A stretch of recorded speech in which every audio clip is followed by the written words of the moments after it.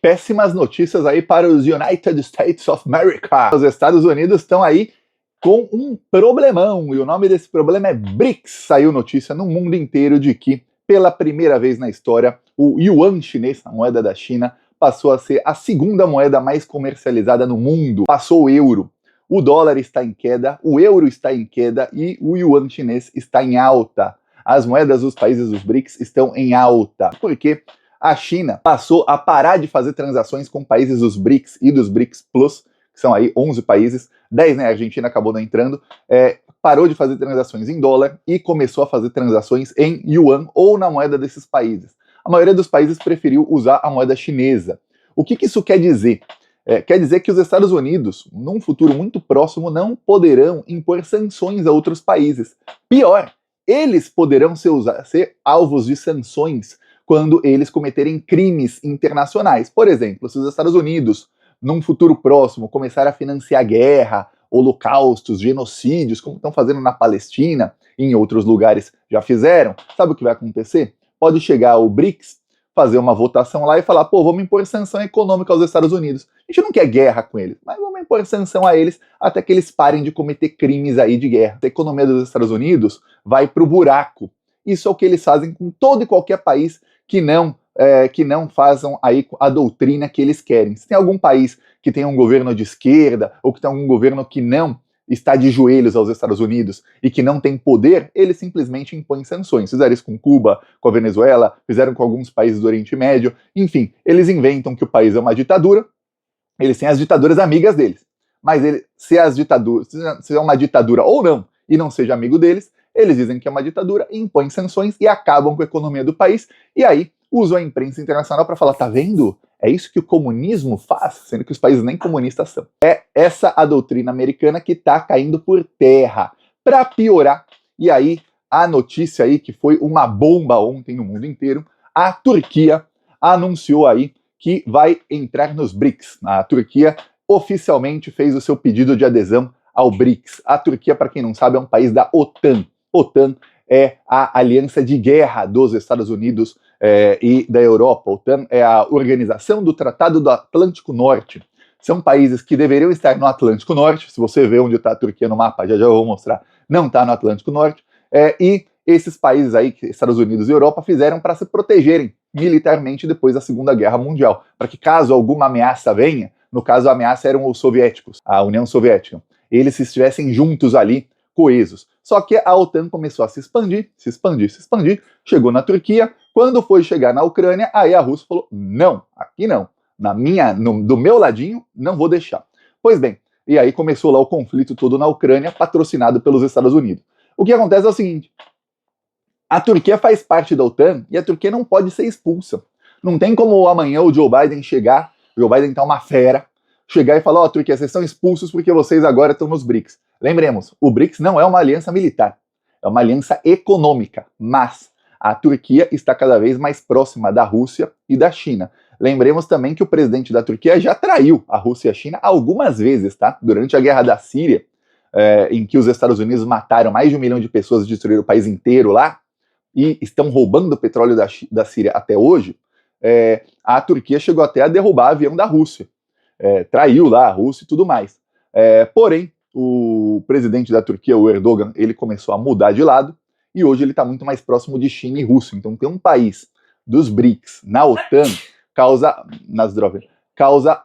um racha enorme na OTAN. E a Turquia já está aí sinalizando nos últimos 2 anos, mais ou menos, que vai causar esse racha na OTAN e para que seja expulsa teria que ter uma maioria dos votos ali ou a unanimidade dos votos, o que não tem hoje. Então um problemão aí para os Estados Unidos. Para você ter ideia de como a Turquia é estratégica e vai ser aceita no BRICS, eu vou te mostrar aqui um mapa de onde fica a Turquia, você vai entender tudo. E aí, inclusive, liga isso à guerra da Crimeia, ao que está acontecendo na Ucrânia, a Israel, tudo mais. Essa aqui é a Turquia.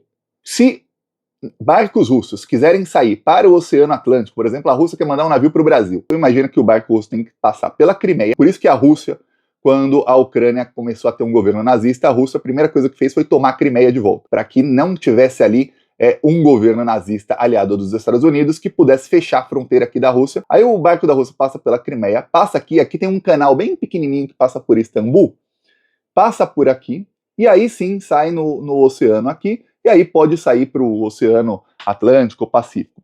Ou seja, a Turquia é extremamente estratégica para a Rússia, porque qualquer navio russo que queira fazer transações aí com qualquer outro país da Europa, ou da América do Sul, ou mesmo Estados Unidos, enfim, do continente americano, tem que obrigatoriamente passar pela Crimeia e pela Turquia. A Crimeia já é da Rússia. Agora a Turquia já está se tornando uma das maiores aliadas da Rússia e está para aderir aos BRICS. Também tem uma coisa. Ao norte, a Turquia tem esse mar aqui e tem aqui o estreito que passa por Istambul, que é a cidade mais populosa da Turquia. A capital não é Istambul, é Ankara, que fica aqui no meio. Ao sul, a Turquia tem no mar, olha só, tem a Síria, fronteira, e tem aqui o mar onde está Israel e Palestina. Ou seja, é extremamente estratégico para tudo que está acontecendo hoje, que é o quê? Uma tentativa aí de Terceira Guerra Mundial, que é uma guerra eu já expliquei aqui algumas vezes, a Terceira Guerra Mundial, se acontecer, não vai ser uma guerra em um lugar só. Vão ser várias guerras ao redor do mundo. Os Estados Unidos tentaram de tudo para plantar uma guerra em Taiwan, mas o governo de Taiwan não é tão burro como é o governo da Ucrânia, ou pelo menos não é tão corrupto como é o Zelensky na Ucrânia, e não é tão sanguinário como é o de Israel. O governo israelense e os Estados Unidos estão tentando aí criar uma guerra no Oriente Médio, uma guerra entre Israel e Irã principalmente, e não está dando certo até o momento. O Irã não está retalhando Israel aí da maneira que eles querem para que avance isso para uma guerra. Aí estão ali já cozinhando uma guerra ali na Venezuela, começaram a provocar a Venezuela roubando petróleo da Venezuela em território venezuelano em Essequibo, começaram ali a provocar a Venezuela. Ontem os Estados Unidos capturaram o avião presidencial da Venezuela, roubaram o avião presidencial da Venezuela que estava na República Dominicana. Você consegue imaginar se algum dia algum país chega e fala assim, olha, eu não estou gostando que os Estados Unidos estão financiando um holocausto lá em Gaza. Aí tá o avião do Joe Biden num país terceiro qualquer, chega lá e roubam o avião do Biden. Consegue imaginar o escândalo que ia ser? Pois bem, os Estados Unidos dizem, eu não gosto que a Venezuela tá fazendo o que tá fazendo lá, então vou roubar o avião presidencial. Enfim, é isso. Eu vou me meter lá no assunto do outro país e roubar os seus bens. É isso que tá fazendo os Estados Unidos. Pois bem, isso não será mais possível quando o dólar estiver em decadência. Então, hoje, Dilma Rousseff é uma das pessoas que está liderando aí no mundo a decadência do dólar. Por quê? Porque ela, como presidenta do Banco dos BRICS, que é chamado de Banco de Desenvolvimento, por que de desenvolvimento? Porque o Banco dos BRICS faz o mesmo que o BNDES fazia no Brasil. E no governo Dilma, o BNDES fez isso de forma primorosa. Que é o quê? Eles financiam obras de desenvolvimento em dezenas de países, eu ia falar centenas, em dezenas de países. Esses países pagam a juros baixinhos. Essas obras são feitas com tecnologia e com não apenas tecnologia, mas também com aparato de países dos BRICS, ou seja, esses países se desenvolvem mutuamente. O país que está fazendo a obra porque está com obras de infraestrutura, estradas novas, canais que ligam o país ao mar, pontes, tudo que você puder imaginar, ferrovias, portos, cais, tudo que você puder imaginar de infraestrutura que melhore o país, escolas, hospitais, etc, etc. Então o país melhora. Os BRICS melhoram porque estão vendendo material, estão vendendo a tecnologia para esses países e ainda lucram um pouquinho porque tem os juros ali. Só que tem o X da questão, que é todas essas transações são feitas em yuan chinês. Todas. Yuan chinês. Quando é com a Rússia, aí é feita na moeda da Rússia. Quando é com a Índia, aí é feita na moeda da Índia. Mas a grande maioria são feitas, como o Banco dos BRICS fica na China, são feitas em yuan chinês. Isso fez com que o yuan chinês ultrapassasse o euro e se tornasse aí a segunda moeda mais comercializada no mundo. Porém, teremos aí, nos próximos meses, mais uma reunião da cúpula dos BRICS, e aí estarão todos os países.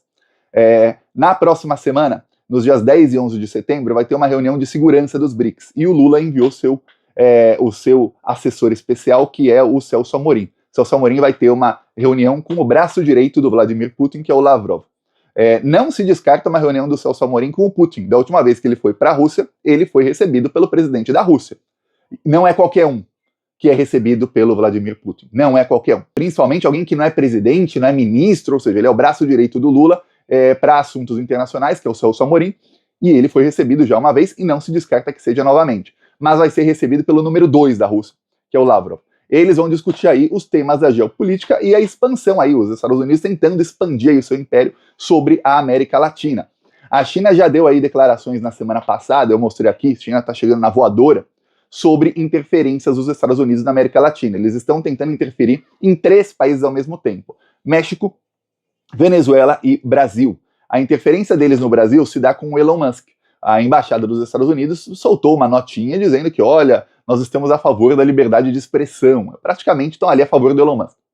Não falaram que, olha, vocês não podem bloquear o X, não vão se meter a esse ponto, ainda, mas estão ali, ó, liberdade de expressão, gente, liberdade de expressão. Para quê? Para que tenha uma rede social inflando ali golpe de Estado no Brasil, inflando ali os golpistas, usando o seu algoritmo para produzir ali muito conteúdo golpista no Brasil. Você fala, pô, peraí. E para empurrar esse conteúdo para todo mundo, até para quem não queira ver. Chegou no nível no X em que você fala, não quero mais ver esse tipo de post, não mostrar mais posts dessa pessoa. Você silencia a pessoa e mesmo assim continua aparecendo para você. Por quê? Porque é extrema direita e o Elon Musk está mostrando para todo mundo. Ele quer que todo mundo veja posts de extrema direita. Ele ficou louco, completamente maluco aí, depois de ser contrariado pela justiça brasileira. E os Estados Unidos, sempre por trás disso, não pense que, porque ele é de extrema direita e ele critica o Biden e a Kamala Harris, eles não gostam dele. Faz um mês explodiu um foguete da SpaceX, que é a empresa do Elon Musk. Aquele foguete, para estar no ar, foram pelo menos 2 ou 3 bilhões de dólares de dinheiro público do governo Biden para a empresa do Elon Musk. Saiba disso, tá? Saiba muito bem disso. Eu peço aí a sua inscrição no canal. Nós seguiremos aqui na luta. Falou!